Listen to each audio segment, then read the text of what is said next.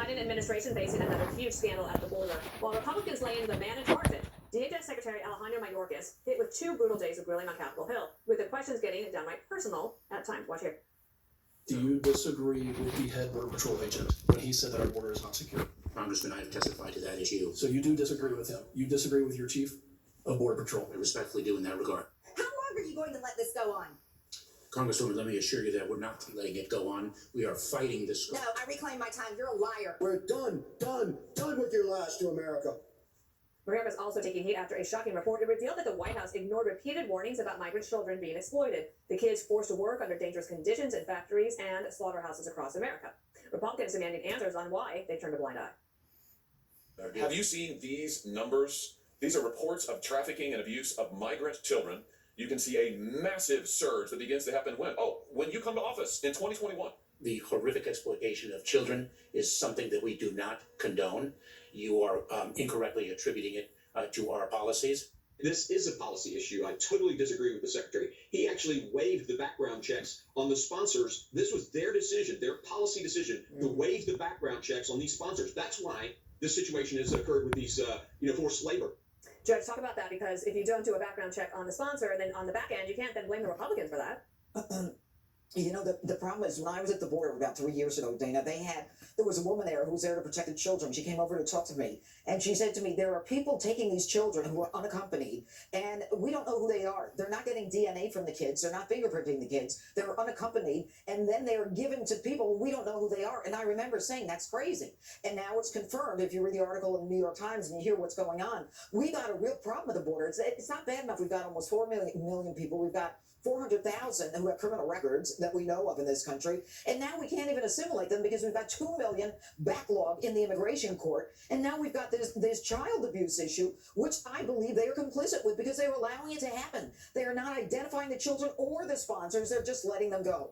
Who thinks the border is secure? Nobody thinks the border is secure. And just today there was a family of a grandmother and a 7-year-old who were brought to the hearing, and they wanted to know why the grandmother and 7-year-old were killed in a chase by a smuggler as a result of, these policies. This is all bad, all the way around. And Rhonda, one of the things that happens with these sponsors is that sometimes they will then accept the child, and then that child has to work off the debt and to pay for room and board and things like that. And so what's happening is that these children are then instead going to work in factories or overnight, and they're not going to school, and we know what that results in later on. It's like indentured servitude from the medieval times. It's horrible. I'm not going to defend the Biden administration at all on this. The border is out of control. The whole world wants to live in America. We need a wall. The sponsors of these children have to be vetted much more strenuously. It's horrific to think that a young child, boy or girl, is given to a stranger who then puts the kid to work, and maybe even in illegitimate work, sex work, and so forth. It's really bad. I think that I have to get past the distraction of Marjorie Taylor Greene and the gross rudeness that is not designed to elicit truth or to find some way out of this problem, but rather to showboat. This man, Mayorkas, is the scapegoat of a problem that is endemic. It is institutional. It goes back to the Trump administration and the Obama administration before that, and then the Bush administration before that. We need to control the border, but we have to understand that the epic scope of this problem. I've been reporting Bill Malugin and our other colleagues, and with the drones and so forth. It is undeniable now. You have to believe your eyes that this is a terrible, terrible problem that needs both parties working together in a bipartisan fashion to fix it. Not grandstanding, not slandering the Secretary of Homeland Security. If I could just jump in, I think that showboating is a bit of an issue, a major issue when it comes to the Democrats also, right? Because you're right, it is a massive issue, and we need to get to the root causes of this. The Democrats got that right by saying, okay, we need to get to the root causes of this, and then appointed Kamala, and that's pretty much all that happened, other than they got billions of dollars for this. And even an article in CNN, not here at Fox News, CNN from earlier this year said, Kamala talks about it only occasionally since it's become an issue for Biden. I think that if you want to be bad at your job, you should just work for the government. Just seeing these debates on TV all day, like, did they know or did they not know? Who in the country has a job where if something like this of a much smaller scale was going on, there'd be debates over, okay, were you just very negligent or did you completely just not care about your job? We'd be fired long before something like that. I feel like this is something that politicians are far more interested in winning arguments about who's worse and who's wrong than actually solving it. And this is a major humanitarian issue. I was going to ask you, Brian, about Mayorkas' performance himself. I mean, he is very good at dodging questions. And the House Republicans are saying they want to impeach him. Of course, I don't think that necessarily works in the Senate, though I was told today by Mark Green that, well, maybe because they never thought that the president would go with them on DC criminal rights bill, that maybe they'll be able to get Democrats to go along with them on this. What do you think of that? Does anybody think that the next New Yorkers will be better? The next person Right. coming in will It's probably be the Biden. guy. Biden is the head of the, he sets the policy. Exactly. But he knows better, although this is what gets me. And by the way, so I know the judge was looking at your notes when you were talking. I know you're friends, but it's if she says the same thing as you in the next block, we don't know what's going on. Judge and I are like this. We were prom dates. I'm not How can you read, nobody can read that handwriting. Right, so you're safe. I always say to myself, Thomas Holman said Mayorkas knows better. He says he knows exactly what to do and he's choosing not to do it. And for him to go against his border patrol, who came out and said the border is not secure, he's going against his own border patrol chief. I have to disagree. You have to disagree. We're watching. The border patrol chief is 100% right. In fact, he underplayed it. And I just say to myself all the time, is this the policy? And then this story comes out about Susan Rice, backed up by 5 different people, and she is maybe calling the shots behind the scenes more than we'll ever know. And maybe the story written by the Biden administration will talk about her. Rice vented in a note that she scribbled in a memo detailing the position of advocates who believe that a pandemic-era border closure was compelling parents to send unaccompanied minors to the border. Really? She goes, this is BS. What is leading to voluntary separation is our generosity to the unaccompanied minors. So she knows the policy of come one, come all is causing all the kids to come, which sends them into our country. If they stack up, she's like, they're like Trump. They're abusing kids. So they got to quickly disperse them to sponsors who are qualified or vetted who get money for taking kids they don't care about. Can I just add one PS? I don't disagree with anything you say, Brian. But why not prosecute some of these employers? When was the last time you saw a prosecution for child labor exploitation? When was the last time you saw, one of these meatpacking plants or poultry processing plants where the owners got prosecuted? As he lives, that's the very last leg. First you attract them, then you let them come in, then you let you stay, then you get a Nike outfit, and a bus trip to any city you want, and a hotel to stay in, and then food, and then the idiots and the criminals come in and suck them out, and then put them into sponsor Here's holes. the difference. Do I want to prosecute the pedophile? Absolutely. But more important than that is I don't want the children delivered to the pedophile, and that's where the problem is. Said much better than me. I'm going to do it again. Just since we have a couple seconds here, on the idea that they would try to impeach Mayorkas, is it a waste of time? Do they spend more time on the Biden piece? You know what? It's not going to happen. If they had votes in the Senate, that would be great. But I think it's important for them to be able to say, "Look, we don't buy what you're saying." And whether they call him a liar or whatever, he is not telling the truth. The border is not secure. 4 million people coming through is not secure. These are historic numbers. There right now are 40,000 waiting in Juarez to come across as soon as 42 is down. Don't forget in Panama, where there's 1,200 to 1,500 Chinese citizens dressed like they're ready for suburban America to come to our country. What are they up to? I gotta see that video. All right, I had a smart comment, but I'm gonna swallow it. Up next, AOC is bashing the cops despite anarchy in the streets of liberal cities.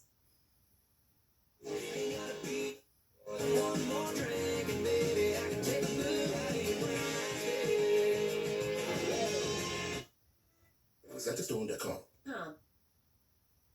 I'll take you dancing in the country. All right, it's been a wild week of anarchy in Democratic cities. Mobs taking over the streets, destroying property, even beating up innocent bystanders, and understaffed police officers are powerless to stop it.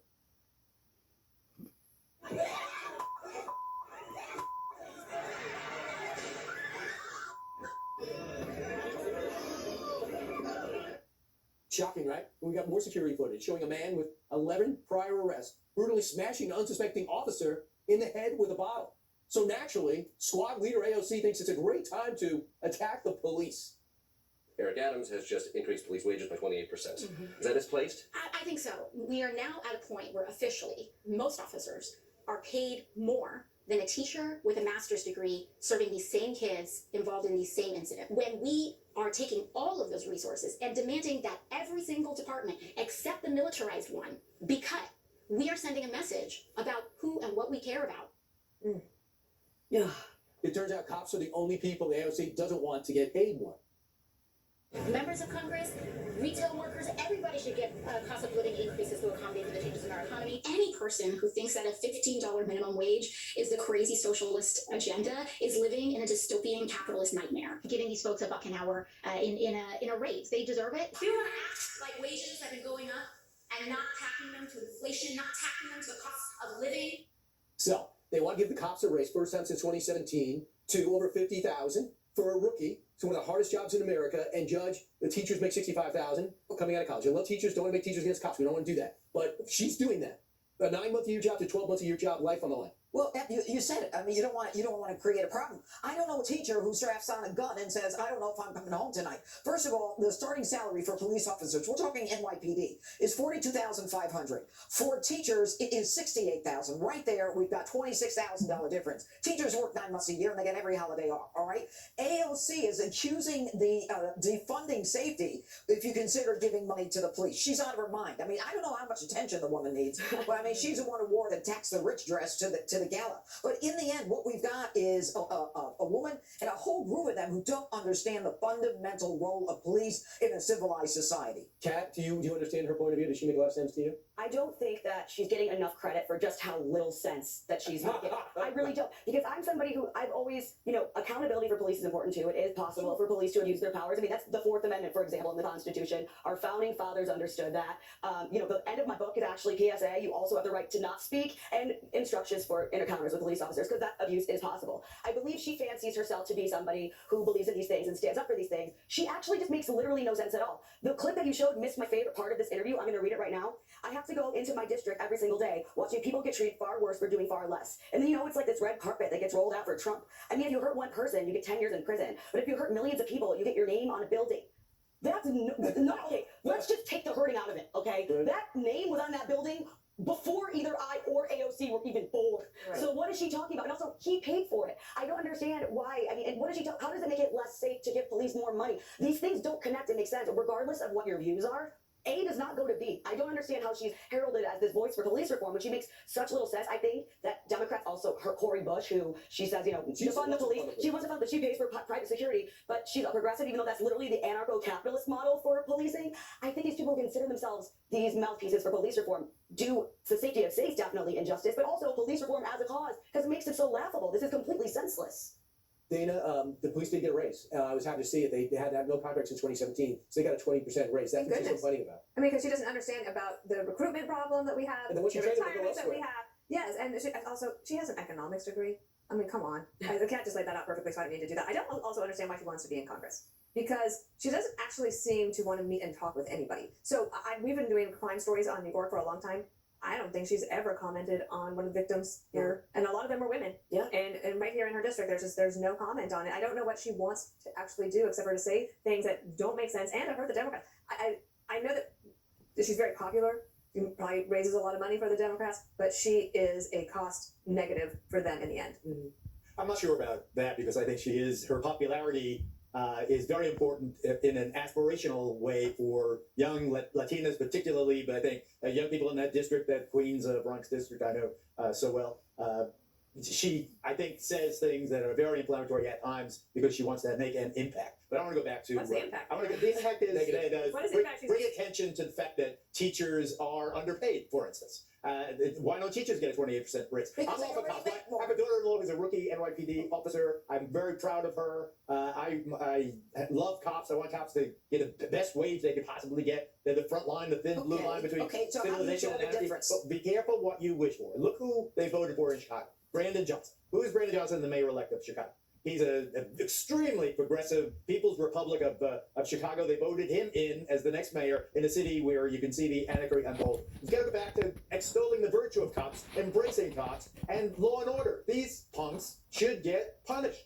They should be punished. The remedy to this is 100 cops. We already know that, but here's the thing. She can't even stand up for women in her district. That's a female police officer who got slugged by someone with 11 priors. And you know what he said? God told me. God told me. Whatever he said, I don't give a darn. All I care about is what he did. I see it that same cross. That's absolutely. Your rights end when someone else interferes with it. Certainly by violence, it should not be that difficult to say you care about crime victims. Right. We're about 2,000 cops down now, about 1,000 down in the LAPD. It's not the time to talk them down. Also, why didn't you talk about the fact that the kids can't read at grade level? Yeah. I mean, how about that? How about all those victims? So in the end, who does she care about? Right. This has been a therapy session for all. I don't even know even if no one's watching, but hope they are. All right. Meanwhile, let's take a time out. Coming up. What's the matter? President Biden's EPA is in the hot seat. EPA director is in the hot seat over their push to make you buy pricey electric cars. I don't know why that was so difficult for me to say.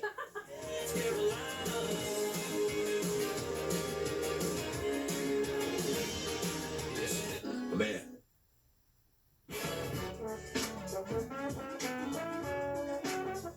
America It may be time to stock up on gas stoves, washing machines, and light bulbs because the Biden administration is going ban crazy, all for the green agenda. And the next chapter in their climate crusade is gas cars.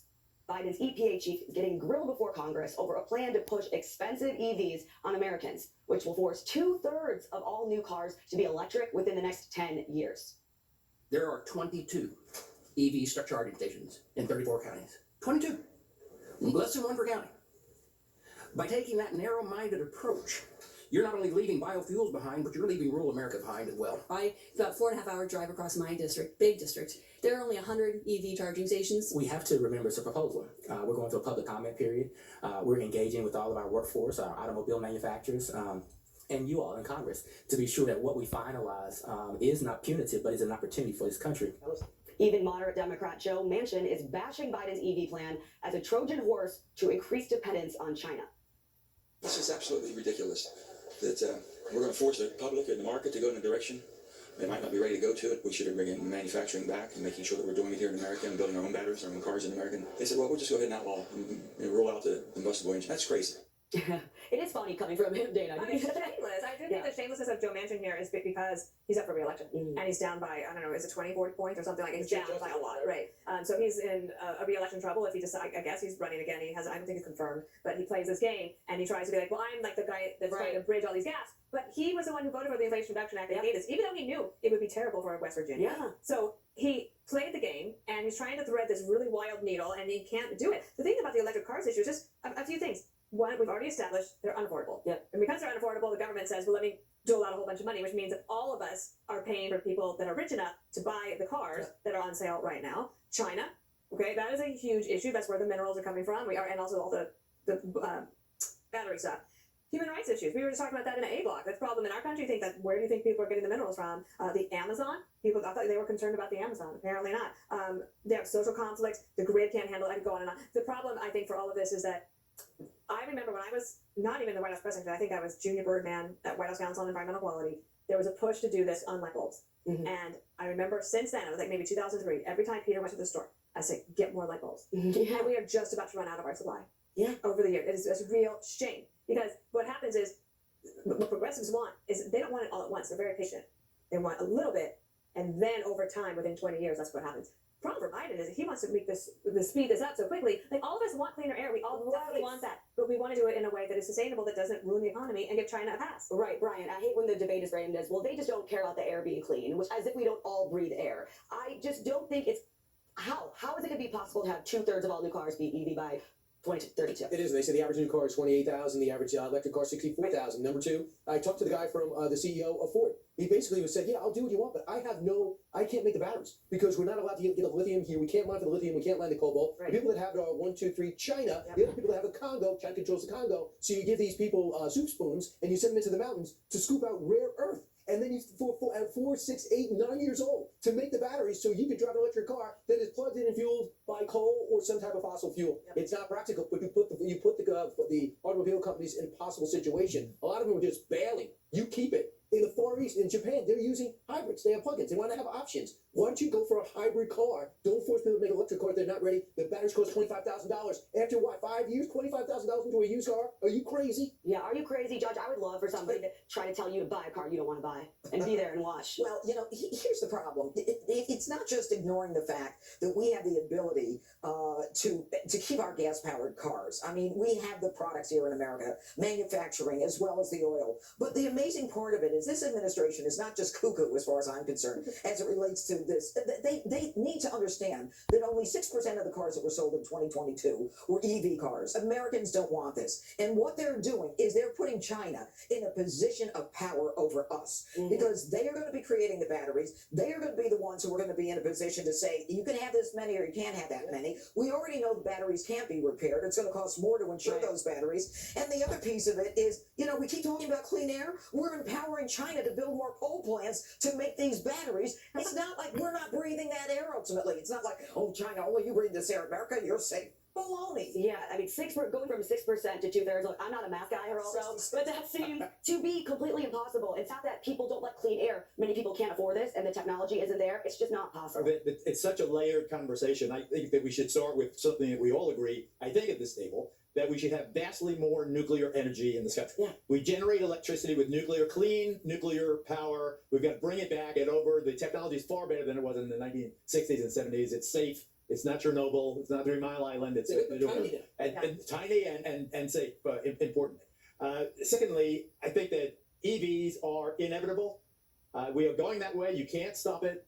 The price is much more reasonable than it has been. For instance, a Chevy Bolt, which was $41,000, the standard model, is now $33,000 because of dramatic price cuts at everyone that makes these EVs, including Tesla. The major price cuts. The $7,500 rebate is only for U.S.-made EVs. So I think it's inevitable. I think we need charging stations everywhere. There shouldn't be rural counties getting discriminated against. But progress is our most important product. So Would you put your 16-year-old daughter in a Chevy Bolt? Sure. She drives a Mini now, but a Bolt's not a bad car. Yeah, No, it's a good car. I mean, it's a car. I'm just saying, you have the Bentley. Bolt. Isn't it a Bolt? It's a Bolt. How much does your Bentley weigh? My Bentley weighs more than 3 Chevy. I will probably never be able to answer that question on behalf of myself. Coming up, Bill Maher calls out the shocking truth about woke culture. We all have Hummers.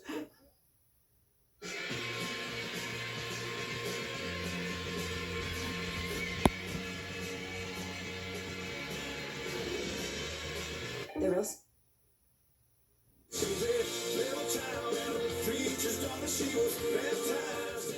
Bill Maher hitting the woke left with another dose of reality. The liberal comedian pointing out this hard truth about today's Democrat Party and who gets canceled. Nobody ever gets canceled for being too woke. So you can say the craziest thing, like men can have babies, and then nobody will, even though people are thinking, well, that's kind of nuts, nobody will say it. They'll just fall in line. Oh, yeah, exactly. That's what I've always thought, men can have babies. Sure. I saw a dude who was blowing after me. I mean, and that's the problem. But he's totally insane. Cowardice. And speaking of being too woke, Joe Biden's education secretary refusing to define what a woman is. Can you please define for me, what is a woman? Our focus at the department is to provide equal access to students. What does HHS say the definition of a woman is? I lead the Department of Education, and my job is to make sure that all students have access to public education, which includes co-curricular activities, So you're not going to answer participation my as question. All right, so there you have it. We had the Supreme Court justice who couldn't define what a woman was, and now Cardona, who's the head of the Department of Education. Geraldo, what are they hiding? Well, they're hiding the fact that this should be a biological question, not a political question. Biology says that the vast majority of men have penises. The vast majority of women have reproductive organs. Not all, and there should be exceptions with the 1% of whatever it is, or accommodations. But I think that I don't need to say anything. But I think that we have to get over the abject terror that question raises. The fact that the education secretary could not, even as haltingly as I am now describing the distinction between men and women, he should have been able to make an attempt rather than say, I don't know, I only am in charge of the ABCs. Okay. All right, Brian, is Maher right? I mean, can the left basically get away with anything, and while the people on the right get canceled? Not for long. I think there's a huge lane for Democrats like Bill Maher. I think it's opening up. Andrew Cuomo's doing it on the radio, and he sees it. He's pointing out the lunacy in these positions. They can't be backed by fact or logic. And I think if Democrats are smart, they will start picking out that lane. No one's ever going to say Bill Maher's a conservative, but they can say he's logical. And he's showing logic. And I heard Andrew Cuomo the other night on the radio. I'm like, he whether he believes it or not, he's showing logic when it comes to crime and what have you. So I think that lane is opening up, which would be better for the country. Just a logical debate instead of I have no problem having a UFC fighter who's pretending to be a woman fight a man and split open their skull, and what's happening in sports, destroying what's going on with swimming and everything else. I just think there's a logical element to it, and Bill Maher is aggravating all Democrats by saying things like this, and he's widening up his audience, as is Pierce Morgan. Dana, how long do you think it will take if there is an ultimate separation, for example, of women's sports and a separate lane for trans women's sports? How long do you think it'll take before the left calls this segregation? Well, I think that they're refusing to, even just by refusing to answer the question, they know the answer. They refuse to answer it because, again, let's go back. It's not just he's the Department of Education Secretary. He works for Joe Biden. Yeah. This is a policy preference from the President of the United States. He doesn't want the question answered. They're the ones who put out the guidance the other day that they want to change basically on girls' sports and say, well, they left it a little wishy-washy so that you individual schools can figure it out. That is not leadership. That is not a compromise. It is a total cop-out. The other thing I point out is J.K. Rowling. She's been a stalwart supporter of women. So HBO is about to roll out this new Harry Potter series, and they're getting flooded with all of these comments. Is she going to be involved? Well, to HBO's credit, they're sticking by her. Good. and saying, she wrote the books. Like, we've been in business with her for 20 years. Yes, she's going to be involved. If companies, yes, right, if you stand up to it, maybe it will end. And in Kat's book, I know you're talking maybe your book, but you talk a little bit about this, about being able to say what is just the truth without being worried about getting canceled. Yeah, I do. And I talk about how this current status of things is not good for anyone. If your most important issue, let's say that you're like a trans rights activist, you shouldn't like this either, because as we saw with Geraldo and with me at times and with people in government, when you bring this up, people are like, oh, I don't say something wrong. And that is not how people learn to understand each other and have real conversations. Because just because you feel like, oh, you can't say that, people are still going to think it. You can't legislate what's in people's heads. That used to be race. We used to wonder black and white. Now we're talking about gender. It's new sense to talk about gender now. Crazy. I feel like well-intentioned conversation should be allowed. As long as if the intentions are good, let's talk to each other, let's get to know each other, and we can all get along. But that were the rule. Right. It is the rule for this show. Yeah, for the show. The fastest is up next. Who's your dad? Who's your baby? Who's your buddy? Who's your friend? Who's the one? Hello, I'm former Arkansas. We both know what memories can bring. They bring diamonds. Welcome back. Time for the fastest. First up, the White House has just been breached by a toddler. Secret Service picking up the pint-sized intruder after he somehow squeezed his little body through the fence. Perhaps the little rascal heard it was nap time at the White House. Little dig, I didn't write that. So, how would you feel if your little grandchild got into the White House grounds? And then I would think, no, obviously, I mean, this is a situation where the family was there and maybe they were in line trying to do something and the toddler got away. I mean, you know, in today's day and age, you don't take your eyes off the toddler, but that's me. Right. Well, the problem is they made the fence too high, and they didn't realize they also made it, I believe, 5 inches further apart. They weren't thinking, what if a toddler wants in? And why don't these people, the Secret Service, think these things out? What, toddler terrorist? Exactly. They were thinking, what if a toddler wants it? Shame on that impeachable offense. It should be a strict warning and a diaper change. Possibly. I'm surprised the toddler doesn't have a YouTube channel already. Wait. So, Dana, in your, how would you handle this as White House press secretary? I would invite the parents in. That's a great and have a real strong, stern talking to. Just kidding. But I think that what the great thing for this kid is this will be a story they tell for the rest of Ever. Maybe a long and lovely one. Up next, if you're like me, you probably have thousands, tens of thousands of photos of your family, your dog, this, that, and the other thing on your phone that you just cannot get rid of, or you might be guilty of digital hoarding, it's called. The average American has at least 40 apps, inboxes stuffed to the gills with 1,000 unread emails. 60% say they never delete any pictures or video. Are you guilty? Yeah. Okay, so I have maybe 40,000 photos of my cat sleeping on my phone. I have actually tens of thousands of unread emails. Oh my gosh, I was really super into mindfulness for a while and I was going through a rough time. So I have like a lot of Buddhism apps on my phone that I haven't opened in 6 years. But I'm like, what if I need them again? What if I flirt with Buddhism again? I'll be like, where are all my Buddhism apps? So I would say the answer is yes. Do you delete things? I delete a lot. So I have some tips. So I want to have 0 messages in my inbox. I try to get there every Sunday. Really? I can't take it like if somebody has 45,000 emails that are unread. Like, first of all, that really means you have 0 because it's not possible. But the other thing is, once a month, I go and I look and I make myself go back and I delete any duplicate pictures of Percy sleeping or something and try to clean it up. Do you?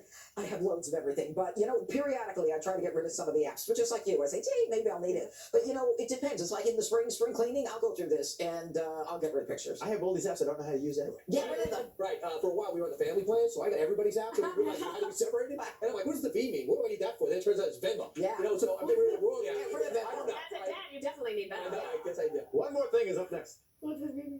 There's a big old goofy man dancing with a big old goofy girl. These you. Time for one more thing. Geraldo with the worst music choices of the day. You I just have these esoteric preferences. So we have so much bad news about refugees and immigrants and all the debate over that. This story involving my translator from Afghanistan, Akbar Shinwari, is so beautiful. You remember when I saw him for the first time with his family, arrived, we helped, Fox helped get him out of Kabul when the Taliban was knocking on his hotel door. He got out in great shape. He's working hard at a refugee agency in the Cleveland, Ohio area. He also is working part-time for the IMF, the International Monetary Fund in Washington. He's commuting between Cleveland and Washington, D.C. He's a great American. It's a wonderful, wonderful, happy story. America, the land of dreams come true. Indeed. Oh, that's a great story. Okay, a 31-year-old rescue bald eagle named Murphy. This is like the sweetest eagle ever. Aww. He has been on a captivating quest to become a single dad. So he really perplexed staffers at the World Bird Sanctuary where he lives because he began incubating a rock. like thinking it was a nest right out of an egg. So he fiercely protected it. He kept it safe in the nest. And then, guess what? By a stroke of luck, shortly after Murphy began caring for the rock, a bald eagle chick was found that had fallen out of its nest, and Murphy was introduced to the eaglet, and they formed an instant bond, and now he's been diligently caring for his foster child. That is beautiful, Judge. That is a great story. Okay, so I have another beautiful story. 4 years ago, Alicia Cantrell from Arizona hired Steve Acton to work at one of her food trucks. Now, bear with me on this, okay? Little did you know they would cook up a special relationship together. Get that? The two were nuts, get it, for each other, and 4 years later decided to pair, P-E-A-R, for life. They had a non-traditional wedding lining up over half a dozen of their food trucks surrounding them, walking down the aisle between them. They exchanged vows saying, Olive, for I love you very much, and they are now together for eternity. You're probably very lucky Felt's not here. Brian. 72 years ago, we said goodbye to General MacArthur's farewell speech at West Point. Remember this famous final line? Old soldiers never die. They just fade away. And he also predicted that Red China would be a problem. We should have finished them off in the 50s. Okay. If you didn't hit my book, I'm also doing shows in DC and Chicago. Chicago, April 30th. DC is May 6th. And thanks to everyone who bought it. I love hearing your stories about how you relate even some chapter 5s. Wow, she nailed it. All right. Congrats, yes, that is it.